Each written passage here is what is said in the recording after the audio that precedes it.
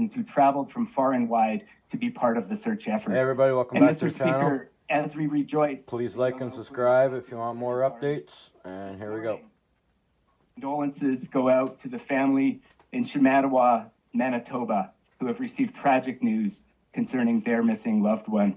May they find strength and support in the days to come. Thank you.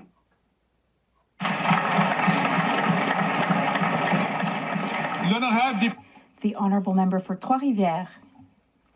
I would like to highlight the absolutely exceptional work of Carol Binet, who's been working as a shoemaker in Trois-Rivières since 1957. Mr. Binet is still working. He's 83 years old, and he demonstrates a remarkable mastery of his trade. Carol's passion for shoemaking dates back to his school days. Over time, his workshop has become a true institution, serving customers from all over the Mauricie region. He's also developed a sewing and upholstery department, as well as a shoe shop. The people of Trois-Rivières know that they are very fortunate to have Mr. Binet, who is truly very skilled and has great people skills, so every visit to his shop is a precious and unique experience for the people of the riding. And I asked him, why don't you retire? And he said, well, if I were to retire, there wouldn't be any shoemakers left. He is so very dedicated. It's an honor to commend him on his incredible career. He is a true example of resilience and perseverance. Thank you for being there for the people of Trois-Rivières. The Honourable Member from Portage-Lisgar. After 9 years of the NDP Liberals, taxes are up, costs are up, crime is up, and time is up. Now the Bloc have officially decided to join the coalition so they too can cause a little bit of hardship for Canadians.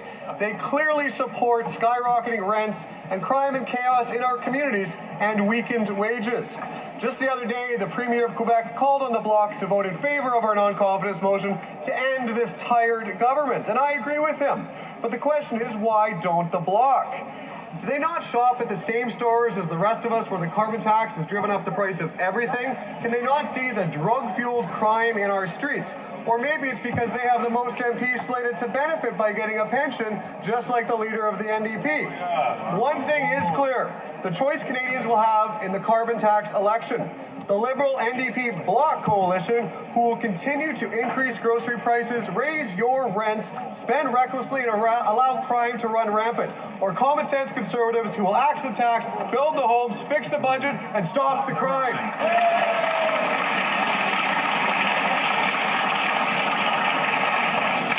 The Honourable Member from Calgary-Skyview. Mr. Speaker, over 105,000 Albertans are now eligible for the Canadian Dental Care Plan, and 750,000 Canadians have already received care. The numbers speak for itself. Canadians want the CDCP. Accessing dental care shouldn't be political. This is a historic program, and we must protect and build our public healthcare system so that it's well equipped to meet the needs of Canadians today and for generations to come.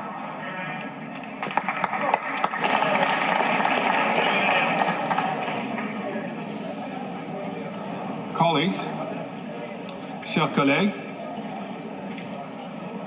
the last time I was in this chair, there were a number of questions which were not relevant to the administration of government. There were words which fall outside of what's acceptable in the parliamentary parliamentary system, and there was behavior which was also outside of the parliamentary traditions. I'm hoping I will have more to say about this in the coming days, but I hope that members will conduct themselves in a manner that is befitting of our constituents who have sent us here to represent them. Alors, chers collègues, jeudi... Dear colleagues, last Thursday there were questions that were not germane to government operations and administration. We heard certain statements that are unbecoming of Parliament, and we saw certain gestures in the same direction. And so that I hope that today we will be better. We will behave better in a dignified way and in respect of our constituents who have voted us in. I will have more to say on the matter in the days to come. Questions orales. L'honorable député. The Honourable Member for Regina Capel. Regina Capel. After 9 years of NDP Liberal government, taxes are up, costs are up, crime's up, and time's up. And Canadians are suffering. And the Liberals look around the country and they see tent cities popping up in our communities. They see millions lining up at food banks and families falling further and further into debt. And what do they think is the cause of all these problems? That Canadians aren't paying enough in taxes. That must be why they've already hiked the carbon tax 5 times and why they're going to hike it to 61 cents a litre. How can making everything more expensive provide any relief for Canadians? The Honourable Deputy Prime Minister, Minister of Finance. Mr. Speaker, I am glad that the Conservatives are finally talking about the economy because it gives me a chance to highlight some good economic news we've had. Last week, we learned that inflation in August was at 2%. In fact, for all of this year, inflation has been within Bank of Canada's target range. That means interest rates are coming down. Meanwhile, wages have been outpacing inflation for 19 months in a row. But the Conservatives don't like to talk about that because good news for Canadians is bad news. Yeah, exactly. The Honourable Member from Regina Capel. She can tell all the people lining up at food banks that they've never had it so good, and she knows that prices are not coming down. She also knows that her carbon tax won't stop a single forest fire or flood. They've admitted that. So Canadians get the brutal double whammy of all the extra costs associated with natural disasters, plus the carbon tax on top of it. And now the NDP leader is trying to pull off another stunt. He's trying to fool Canadians that he's got some new position on the carbon tax. In reality, he loves it. He's voted for it 24 times. If they're so sure that Canadians love their carbon tax, why don't they take it to the Canadian people and let them decide in a carbon tax election?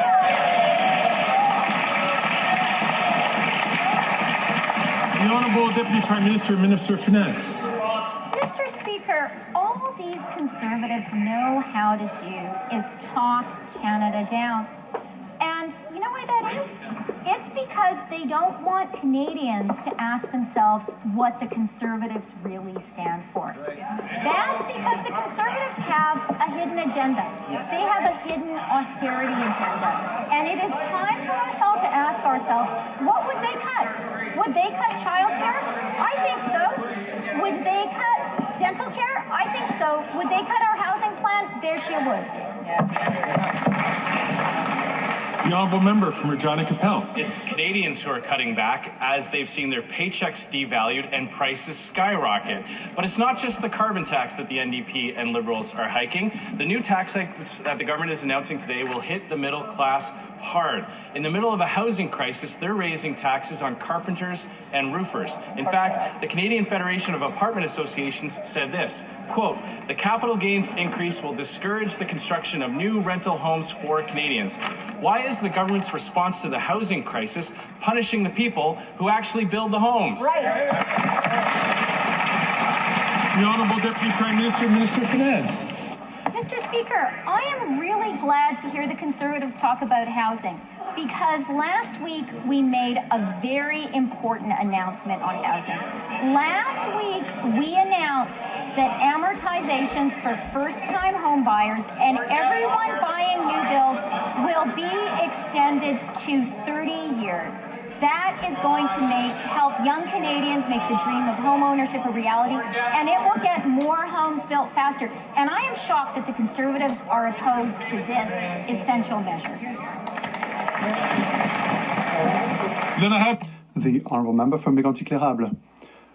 After 9 years of this Liberal Prime Minister, whom the Bloc wants to keep alive this week, the number of students in Quebec are ever more using food banks. The student federations have said it.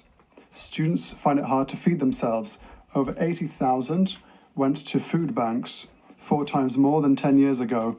Instead of continuing to starve our students, will the Prime Minister and his Bloc Québécois lieutenant allow Quebecers to vote immediately to cut taxes for a common-sense government? The Honourable Minister for Public Services and Procurement. This is absolute nonsense, Mr. Speaker. The member says how difficult people are finding it to feed their children, how there's too many children who go to school on an empty stomach. Last week, his Conservative leader said that such ideas are bureaucratic.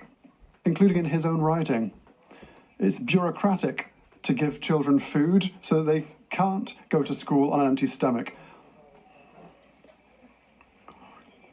The Honourable Member for Mégantic-L'Érable. I invite the Liberals to look at the situation in its face. The Bloc should flee because housing and food costs have doubled in the last few years. We're paying $1 billion in interest on our debt every week, all because of the $500 billion of inflationary spending that the Bloc supported. Everyone has been paying for this. Does the Prime Minister, supported by Le Bloc Québécois, understand that enough is enough and that we can no longer afford his incompetence? The Honourable Minister for Public Services and Procurement. Let us talk about incompetence. Incompetence is stopping children from being able to eat in the morning and stopping MPs from supporting kids who have to go to school with an empty stomach. There are food banks in his riding. Will he go there to explain to them why it's bureaucratic to stop children from eating their fill in the morning? The Honourable Member for La Prairie. The Liberals have a choice. They can correct an injustice to seniors by improving old age security for 65 to 74-year-olds. If they don't, well, they'll be solely responsible for causing an election. It's as simple as that. All retirees deserve support in the face of the rising cost of living. And this government is in no position to tell them they can't afford it. It has offered $83 billion in tax credits to oil companies, in addition to a lovely $34 billion pipeline. Now the Liberals have a choice. Seniors or elections? The Honourable Minister for Labour and Seniors. Mr. Speaker, this government has always chosen seniors. Unfortunately for our friends across the way, it's not always the case. Why have they voted against reducing the retirement age from 67 to 60, from 67 rather to 65? Why did they choose not to support the most needy Quebec seniors? At every turn, the Bloc Québécois voted against. What about dental care? The Bloc Québécois voted against dental care, Mr. Speaker. The Honourable Member for La Prairie. Just a reminder, all the companies received $83 billion in tax credits, and there was a bonus $34 billion pipeline. Meanwhile, pensioners aged 65 to 74 are being deprived of 10% of their pensions. That's a lot of generosity towards multi-billion-dollar oil companies out west, only to then tell Quebec seniors, well, I'm sorry, you're too expensive. Clearly, the oil companies are a Liberal priority. Our priority is seniors. It is high time the Liberals put their priorities in the right place. Are they going to improve pensions for all seniors or trigger an election? The Honourable Minister for Labour and Seniors.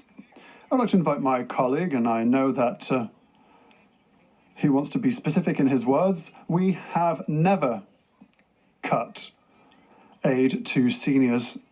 Everything we've done, despite their opposition, all we have done is increase support for Quebec seniors and Canadian seniors. The Bloc has systematically voted against. I'd like to ask my colleague to correct himself in his statements. We've never cut in senior budgets. The Honourable Member from Burnaby South. $100 for a doctor's appointment. For-profit corporations like Loblaws are forced... Colleagues, it's important for the person who has the floor to take the floor so that the Speaker can hear the question and making sure that they get a clear answer.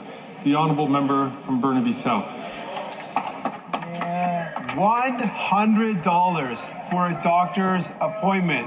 For-profit corporations like Loblaws are forcing patients to pay to see a doctor. Now, the Conservatives love this because their chief strategist, Jenny Byrne, also doubles as a chief lobbyist for Loblaws. The Liberals promised a crackdown. That turned out to be a letdown. Why does the Liberal government continue to let big corporations rip off Canadians and stop defending and not defend our healthcare system? The Honourable Minister of Health. Well, Mr. Speaker, the NDP had a choice. Continue working on pharmacare, continue working on dental, continue working to improve our health system, or to cave to a bully. And here's the facts, Mr. Speaker. If the NDP can't stand up to the Conservative leader, then how are they going to stand up for Canadians?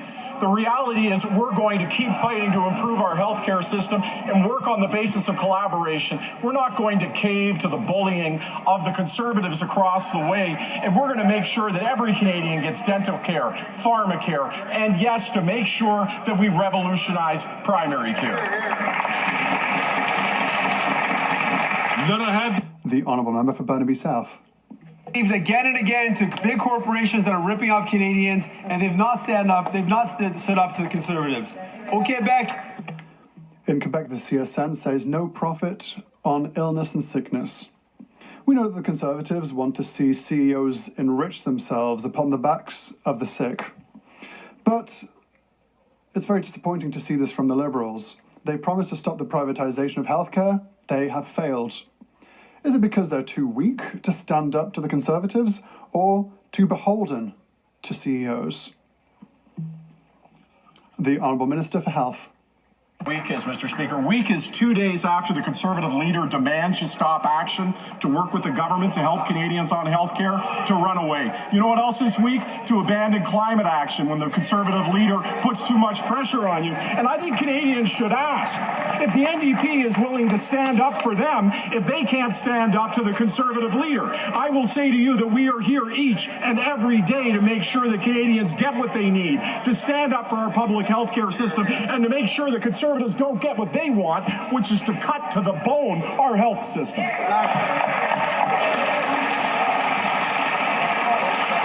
The Honourable Member from Stormont Dundas, South Glengarry. After 9 years of NDP Liberals, taxes are up, costs are up, crime's up, and time is up. Here's how bad the carbon tax has driven up inflation in food costs in Toronto. The Daily Bread Food Bank says their monthly usage has gone from 60,000 to 350,000 people per month. That's a 480% increase. Pre-COVID, they spent $1.5 million per year on food. Today, $29 million. Their only solution is to quadruple the carbon tax to 61 cents a litre. Instead, why don't we have a carbon tax election so Canadians can decide? The Honourable Member for Families, Children and Social Development. Thank you, Mr. Speaker, and I'm thrilled to have the opportunity once again today to talk about what's up, Mr. Speaker. I'll tell you what's up. Women's participation in the workforce is way up and has reached a record high. New childcare spots are being built, and that means 250,000 new spaces by 2026, Mr. Speaker. We know the Conservatives would like to cut these programs, but on this side of the House, we will fight for Canadians. The Honourable Member from Stormont Dundas, South Glengarry. The Liberals will make you think you've never had it so good, despite millions of Canadians having to line up at a food bank every month. And we just don't know how many more facts they need to see about how damaging the carbon tax really is. The trucking industry says it adds $4 billion a year. Farmers are going to pay $1 billion more in carbon taxes, and food banks in every part of this country are seeing skyrocketing use. And their own budget documents say it blows a hole of about $35 billion at least in the economy. Again, if they're so confident, call an election and let Canadians decide on the carbon tax for themselves. The Honourable Minister for the Environment and Climate Change. Thank you, Mr. Speaker. Interest rates are down, inflation is down, gas prices are down, and pollution is down, Mr. Speaker. Pollution levels are at their lowest level in 25 years, Mr. Speaker.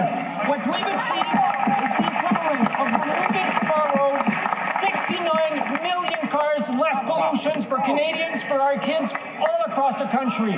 We're fighting for climate change, we're fighting for Canadians, we're fighting for a better future for all Canadians, Mr. Speaker.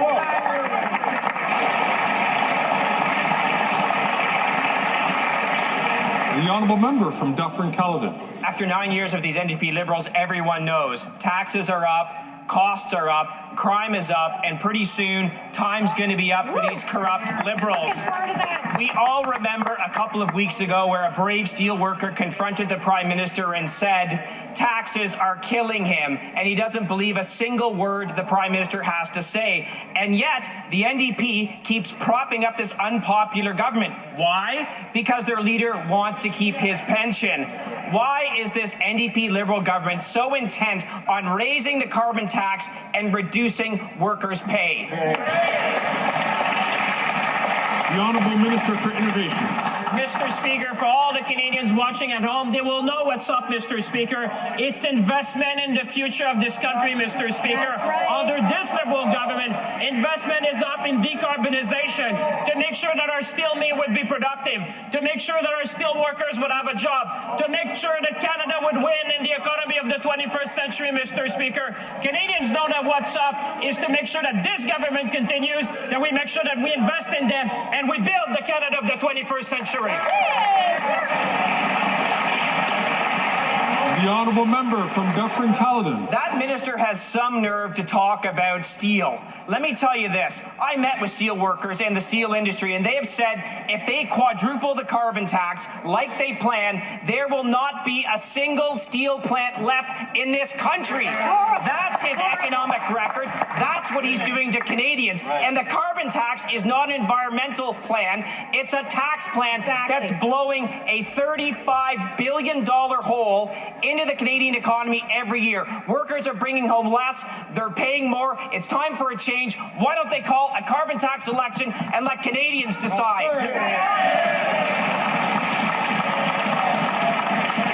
The Honourable Minister for Innovation. Mr. Speaker, I'm happy to talk not only about steel but about aluminum, Mr. Speaker. Yeah. Because one thing that Canadian workers know is that when it was time to stand up for them, we stood up for them, Mr. Speaker. We just imposed tariff on steel that is coming from China to make sure, Mr. Speaker, that we would protect our industry, we would protect our job, we would protect our future. Mr. Speaker, workers across the nation know that we have their back. We will fight for the industry, and we will always fight for Canada, Mr. Speaker.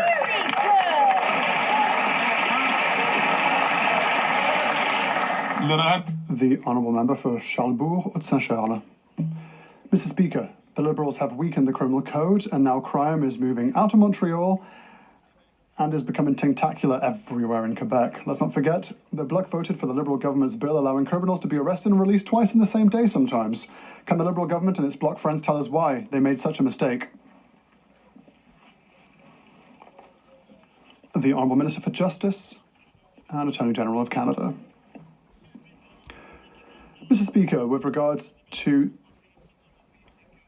release on bail, what we did is that we changed the rules with the support of all parties in this House. We also increased penalties for certain crimes like car theft. But with regards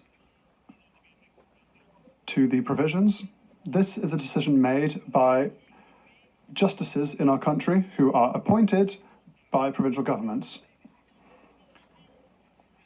Appeals decisions are made by provincial Crown prosecutors. The Honourable Member for Charlesbourg-Saint-Charles. Mr. Speaker, does the Minister recognise that changes through C5, C75, C83, does he recognise that criminals are no longer scared of anything? Crime is exploding throughout Quebec. A 14-year-old died in Beauce. Shots have been fired in Quebec City and in the Saguenay. An increase in crime. Will the government recognise their mistakes and bring back the criminal code to what it was? The Honourable Minister for Justice and Attorney General of Canada. Just to be absolutely clear, when a decision is made, it is made by a provincially appointed justice. An appeals decision is also made by an attorney appointed by a province. When a decision is made to see if there's enough place in prison to welcome someone, that is a decision made by provincial governments like the government of Quebec. In 3 words, speak to Legault. The Honourable Member for Lac-Saint-Jean. Mr. Speaker, the Minister for Immigration admitted on Saturday that his government waited too long before reducing immigration levels. He said that they took a little too long to slow things down. Mr. Speaker, Quebec has been sounding the alarm for years. The Bloc Québécois has been warning the minister for years. We presented him with facts, and he responded with insults. Does he realize today that we would not be caught up in such a fiasco had he listened to Quebec's warnings instead of calling everyone all kinds of names?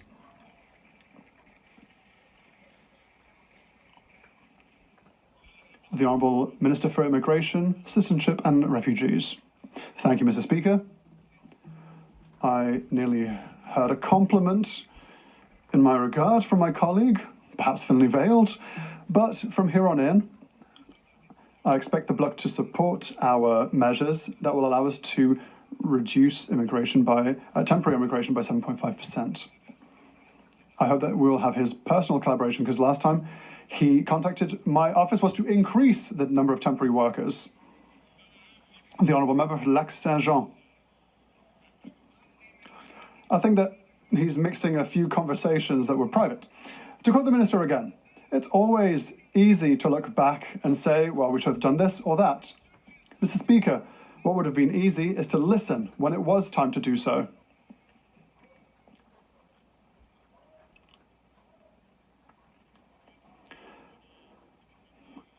I had somewhat of an issue hearing the question from the member for Lac-Saint-Jean, so I would ask him to start it again from the top. To quote the Minister again, it's always easy to look back and say we should have done this or that. Mr. Speaker, what would have been easy is to listen when it was time. Quebec warned him, the Bloc Québécois warned him, the economists of major banks warned him, even his own officials warned his government as early as 2022 that his immigration targets would put pressure on healthcare and housing. He listened to no one and insulted everyone. Now it's too late to listen, but it's perhaps not too late to act. What is he waiting for, Mr. Speaker? The Honourable Minister for Immigration, Citizenship and Refugees. Mr. Speaker, so many compliments for me. I'm loving it. But I would just like to remind the member across the way that it's the same Quebec government that tripled the number of temporary residences under their jurisdiction. We have the duty of readjusting. That is what we are doing, and we'll continue to do so. Thank you. The Honourable Member for Lac-Saint-Jean. Mr. Speaker, he just blamed his own government last week. It's all well and good if the minister admits that he took too long to act, but this admitted fault is not yet half forgiven, because at the moment there is no distribution of asylum seekers. A record number of asylum seekers are on social assistance because they're waiting months and months for their work permit from the federal government. They're not even allowed to work, Mr. Speaker. There's still years upon years upon years of delays in processing applications, and all the while, Quebec's public services are overworked. When are we going to see real action on the ground with real results, Mr. Speaker?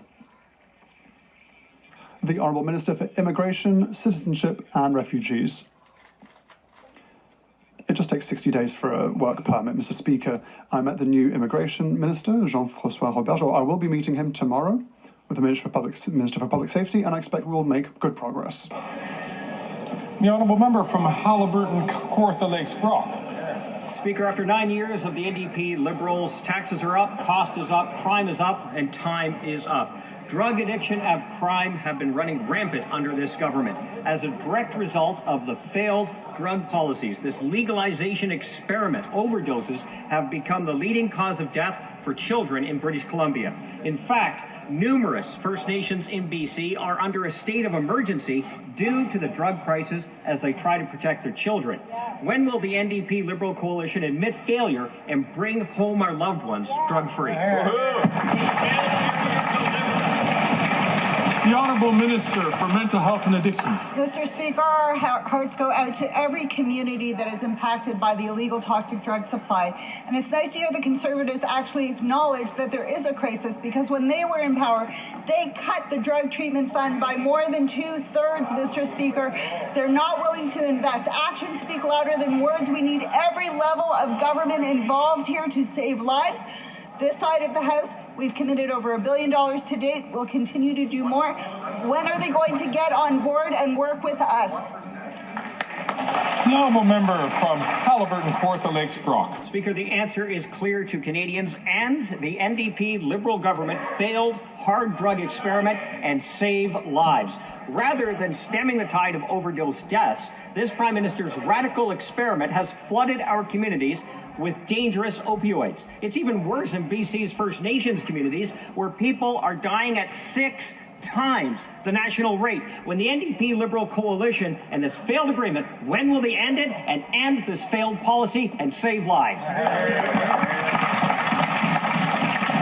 The Honourable Minister for Mental Health and Addictions. Mr. Speaker, on this side of the House, we continue to work with every level of government to save lives each and every day. Rather than slogans on the back of a napkin, Mr. Speaker, on this side of the House, we listen to experts, we listen to the communities, we listen to the science. Mr. Speaker, on this side of the House, we believe in the health of communities. On that side of the House, they don't believe in science, they don't believe in data, and they don't believe in saving the lives of Canadians.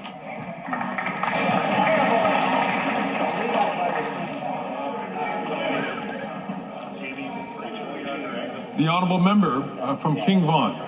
After 9 years of this NDP Liberal government, taxes are up, costs are up, crime is up, time is up.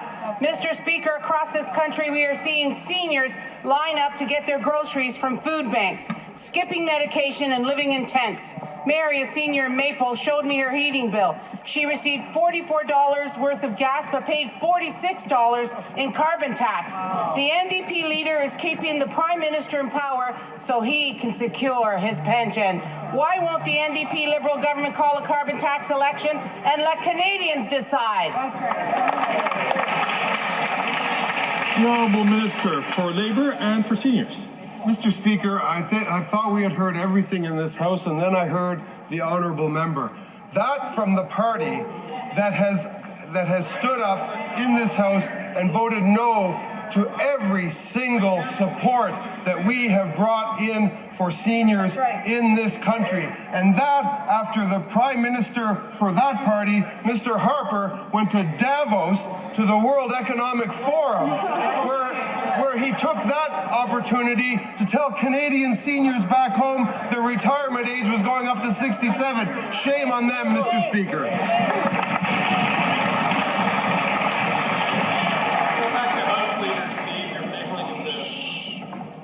The honourable member from London Fanshawe.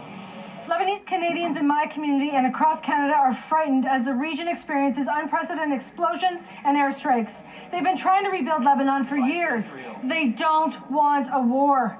This escalation means civilians, including children, seniors, people living with disabilities, vulnerable people pay the price. My constituents are terrified for their friends and families who are caught in the middle. This government needs to be pushing for peace so all those in the region can be safe. Can this government tell us what exactly they're doing to de-escalate the situation and prevent a wider war? The Honourable Parliamentary Secretary. Thank you, Mr. Speaker. Canada is following closely the situation between Israel and Lebanon, both because of the danger of escalation in the region, but also because the high number of Canadians in Lebanon. As we have said since October, Canadians should avoid all travel to Lebanon, and Canadians in Lebanon should book a commercial flight to leave the country. No country or nation stands to gain from any further escalation. Thank you, Mr. Speaker. The honourable member from Hamilton Centre. This Liberal government is allowing the rampant wage theft of truck drivers. Drivers who bring essential goods to Canadians are being taken advantage of because neither Liberals nor the provincial Conservatives have the courage to crack down on shady bosses. Our hardworking truck drivers deserve a government that fights for them, one that ensures they get paid for their work. Mr. Speaker, when will this Liberal government finally enforce the Labour Code to protect vulnerable workers and stop the brazen wage theft? The Honourable Minister of Labour and for Seniors. Well, of course, Mr. Speaker, the NDP, had they stayed in on a cooperative basis with us, they would know that we have worked closely with both workers and businesses to find an effective and fair solution to this problem. In fact, earlier this year, we changed the Canada Labour Code to stop employers miscasting employees as independent contractors. And any employer, Mr. Speaker, who knowingly misclassifies an employee to avoid their obligations is breaking the Canada Labour Code and will face consequences. The honourable member from Scarborough Agincourt. Mr. Speaker, 750,000 Canadians have already received care through the Canadian Dental Care Plan, and that number will keep rising.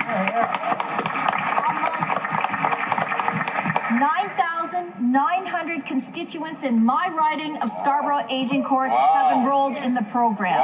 Many seniors have been able to get dental care after years of not being able to afford to. Can the Minister of Health update this House on how the Canadian Dental Care Plan is helping Canadians access dental care?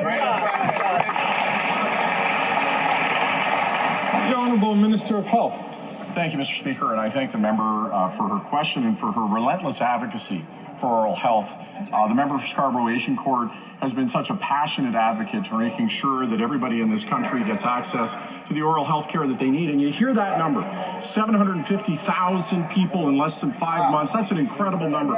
But in behind that number, folks, are real lives, real stories of people who can be proud of their smile, people who are getting oral cancer. I was talking to Dr. Redmond, 3 patients identified with oral cancer that was caught early. Imagine what that means. This is about the kind of country that we live in, making sure that everybody gets care.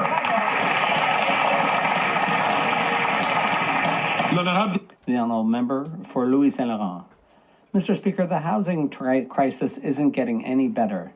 In Quebec, right now, 1,671 families don't have housing. That's more than in July. There are 13% fewer housing starts. According to the APCHQ, many young people are worried about being able to afford the rent. 61% of young people. Can the government understand that making the same mistakes is not going to build more housing in Canada? The Honourable Parliamentary Secretary to the Minister of Housing and Infrastructure. Mr. Speaker, I have a lot of respect for my friend opposite, but he knows full well, where is the Conservative plan on housing, on people who are unhoused? When it comes to getting people housed, when it comes to making sure there's more homes, what has this government done? Lifted GST off of the construction of apartments, taken people off the street, 87,000 people off the street with wraparound supports, Mr. Speaker. They go to encampments and make videos and use people as props. That's not what we're going to do. We're going to stand by here.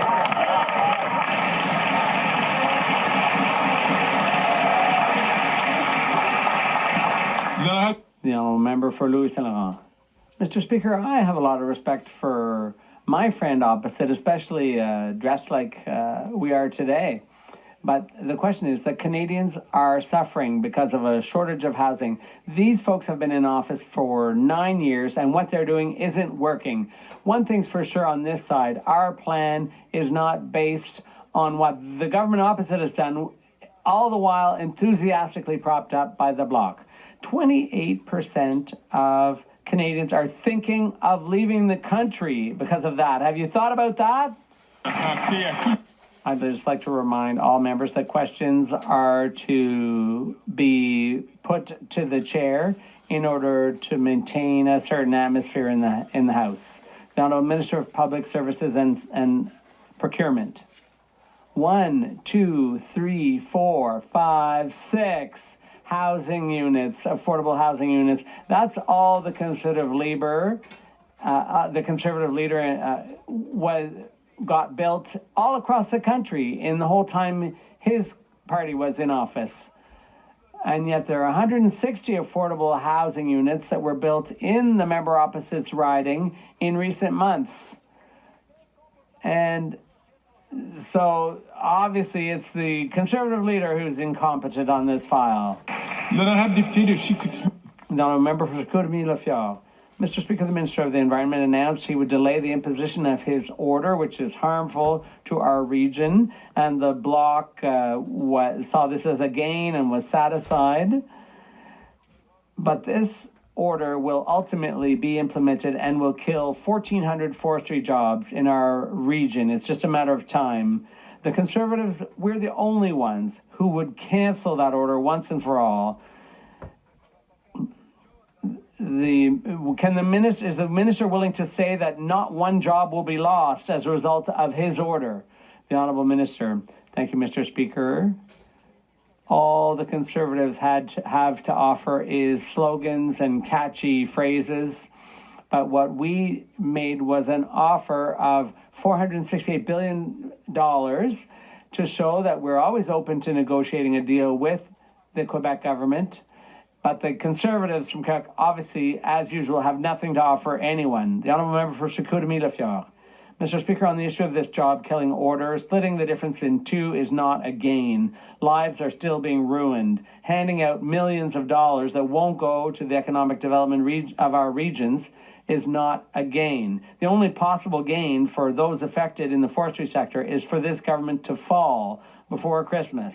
I can't put the question to the block, but what does the minister have to say about a minimum of, to the 1,400 forestry workers minimum who will lose their jobs for sure? The Honourable Minister of Climate Change and the Environment. Mr. Speaker, whether it's combating climate change, where the Conservatives have nothing to say, or on the issue of air quality, water quality, the Conservatives are basically the only ones who don't get it. Workers, unions, companies, the regions, the experts all know that there's no future in the forestry industry if we don't protect the forests adequately. No one but the Conservatives questions that. We are there to work with all stakeholders and the government of Quebec to find a solution. The Conservatives can just keep talking to themselves. The Honourable Member for Drummond. Let's talk about the Liberals' former Quebec lieutenant who was on Tout le monde en parle recently. When he announced he was stepping down to run for the PLQ leadership, he was asked about Amira El-Gawabi, whose resignation was called for unanimously by the National Assembly. Unanimously. He said he would have voted the same as everyone else in the National Assembly, but that's funny. He didn't say anything about her when he was minister. How many Quebec Liberals want her to leave but don't have the courage to say so? The Honourable Minister of Public Services and Procurement. Thank you, Mr. Speaker.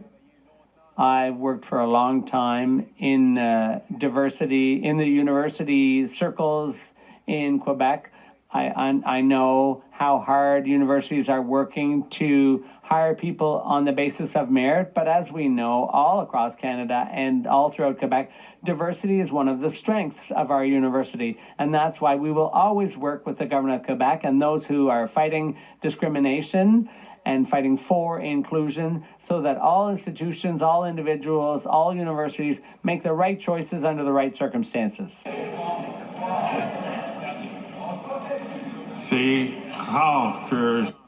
It's rare to hear heckling coming from that corner of the House.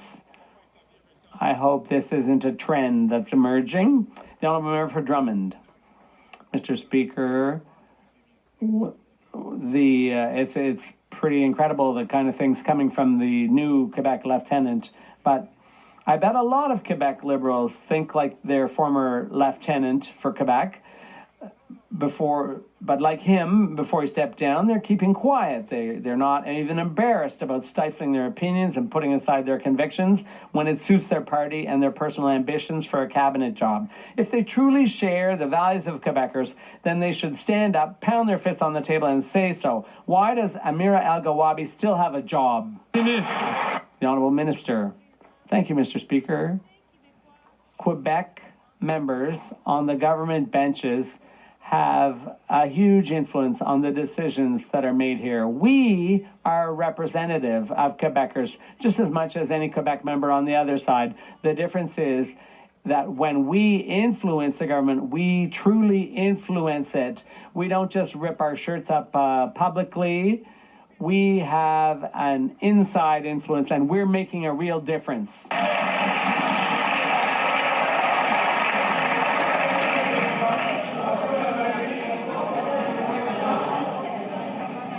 The Honourable Member from Calgary-Mindapur. After 9 years of the NDP Liberals, taxes are up, costs are up, crime is up, and time is up.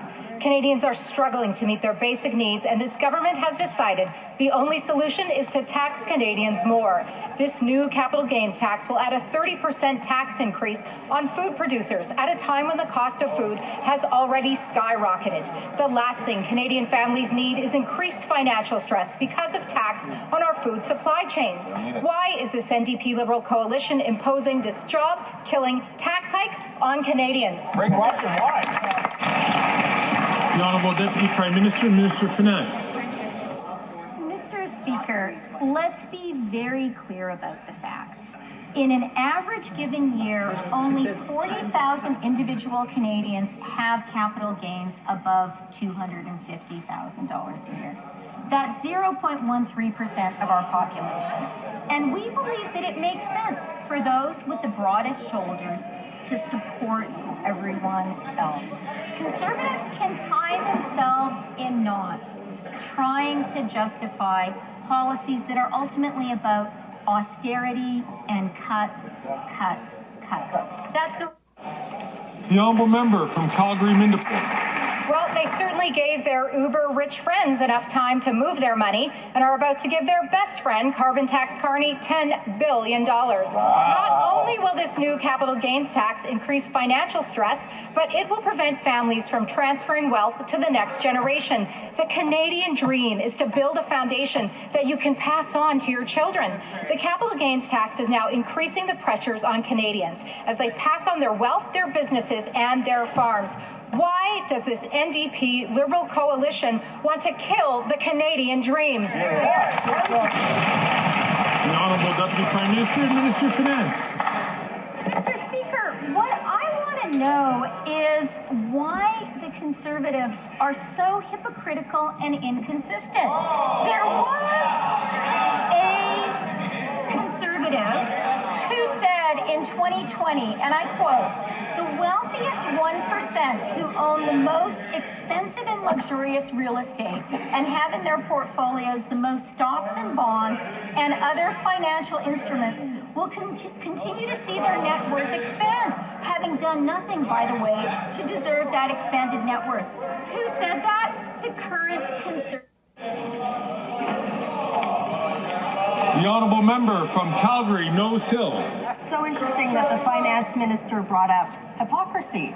Last week it was revealed that Liberal pseudo-minister Mark Carney's company, Brookfield, is lobbying the government for billions for a new corporate climate fund. But recently, a damning report revealed that Brookfield doesn't account for a whopping 92% of its greenhouse gas emissions that investments create.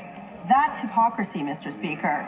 Can the Environment Minister confirm that he and his NDP Liberal partners won't help wealthy unregistered lobbyist Mark Carney get rich by giving billions in subsidies to his greenwashed company?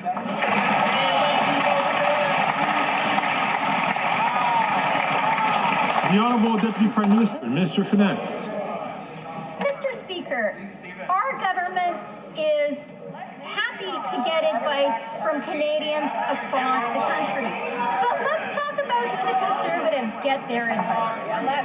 They get advice on the cost of living from a Loblaws lobbyist. They get advice on foreign policy and on Ukraine from Elon Musk and Tucker Carlson. And they get advice on women's rights from misogynists and the far right. We will take no lessons from them. That's right. The Honourable Member for Saint-Léonard, Saint-Michel. Mr. Speaker, more than 9,000 of my constituents in Saint-Léonard, Saint-Michel are getting dental care thanks to the Canadian Dental Care Plan. This is a historic investment that benefits many Quebecers, especially seniors, and ensures access to the health care they need and deserve. Can the Minister of Public Services and Procurement explain how the Canadian Dental Care Plan helps Quebecers get the care they so desperately need? The Honourable Minister of Public Services and Procurement. Thank you, Mr. Speaker. Congratulations to the member for Saint-Léonard Saint-Michel for the outstanding success of the Canadian Dental Care Plan in her riding. And that's true for the 750,000 Canadians who've had access to dental care in recent months.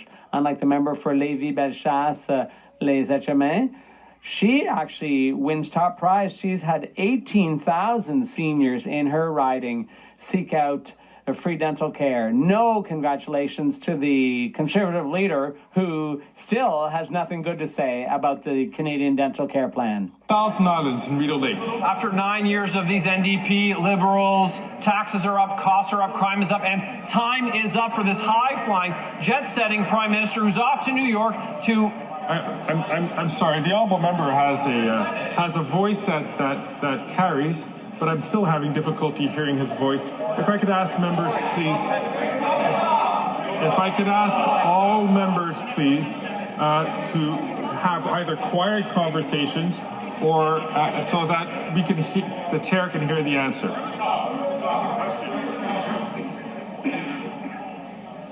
The honourable member from Leeds Grenville, 1009 Rideau Lakes from the top, please.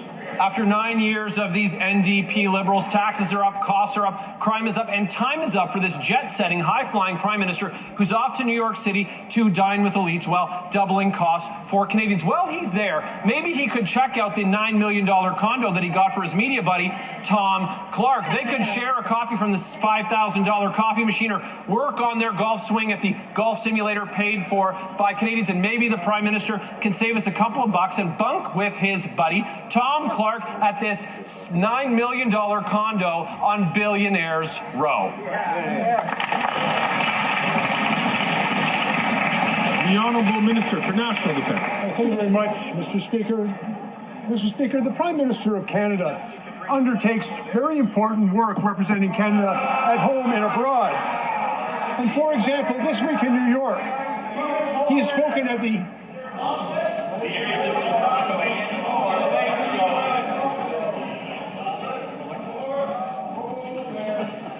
The Honourable Minister, I'll invite him to start from the top, please. The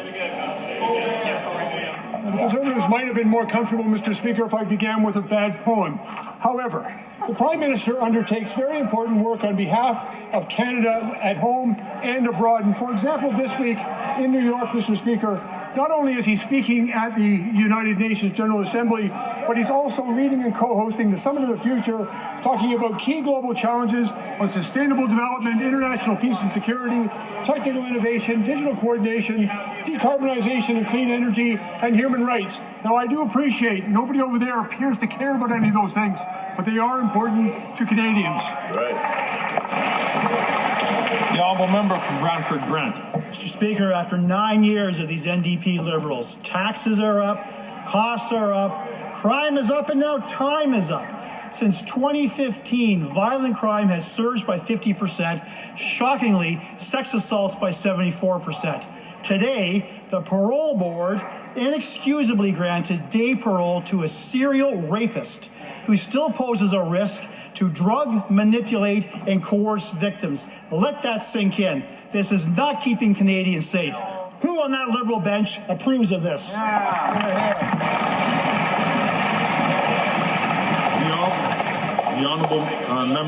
Honourable Minister for Public Safety. Mr. Speaker, my colleague knows very well that the parole board by law operates independently from the government. Our responsibility is to ensure that the appropriate men and women serve on the parole board, something we have done with great seriousness. They know that the most important criteria in terms of an independent decision made by this quasi-judicial tribunal is public safety. My colleague knows that very well, and he should be careful not to increase public cynicism in a way that doesn't serve public safety. He knows very well that's incorrect.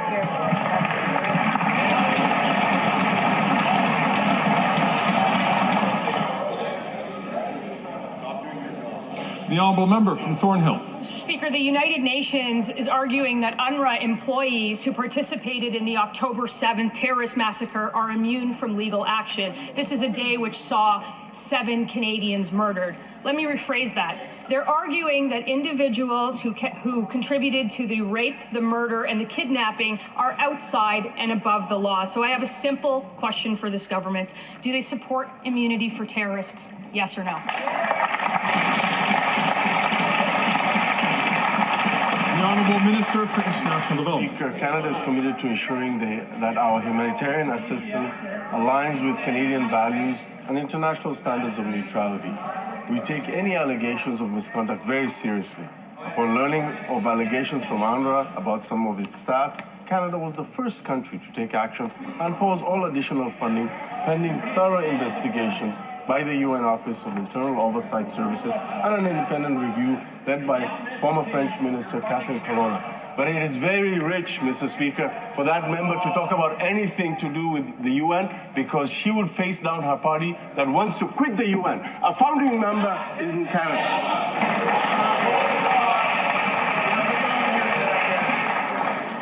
The Honourable Member from West Vancouver, Sunshine Coast, Sea to Sky Country. Mr. Speaker, it's become abundantly clear that the Conservatives would cut the Canadian Dental Care Plan, taking away coverage from 2.4 million Canadians who've already enrolled in the program, with more signing up every day. That's more than 282,000 British Columbians. Will the Minister of Citizen Services please update the House on the work being done by the government? The Honourable Minister for Citizen Services. Well, thank you, Mr. Speaker. And my friend from British Columbia is correct. 2.4 million Canadians currently have their membership card. Over 750,000 Canadians have care. And we are all hearing the good stories of the change that is making an individual's life. It's making life more affordable. So while Canada is in a position to have the lowest deficit, the best economic forecasted growth, we're investing in making life more affordable with dental care, with child care, with pharmacare, by building more houses, by attacking climate change and making sure that we actually make measures to make Canada's lives better, and we'll continue to do that, Mr. Speaker.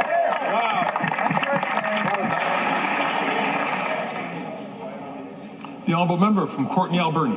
Mr. Speaker, this summer, the Fisheries Minister announced that she was closing both the Pachina and Carmana lighthouses. These lighthouses sit between the West Coast Trail, which sees thousands of hikers per year, and the Graveyard of the Pacific, a famously treacherous stretch of water. Automating these lighthouses simply won't suffice. This decision puts lives at risk and was made without consulting First Nations, Labour, Mariners, or local communities. Will the Liberals pause this plan, do the proper consultation, and invest in keeping coastal people safe? Hear, hear. The Honourable Parliamentary Secretary to the Minister of Fisheries, Oceans and Coast Guard. Mr. Speaker, and to the member opposite for the question. We're aware of the cultural and historical significance of the lighthouses along the West Coast Trail. After an engineering investigation and assessment this year, the Canadian Coast Guard determined the locations were no longer suitable for the Canadian Coast Guard personnel to operate them safely. The safety and well-being of the Canadian Coast Guard personnel is our top priority, and we'll continue to ensure that the aids to navigation in these areas remain functional to continue to protect mariners and coastal communities.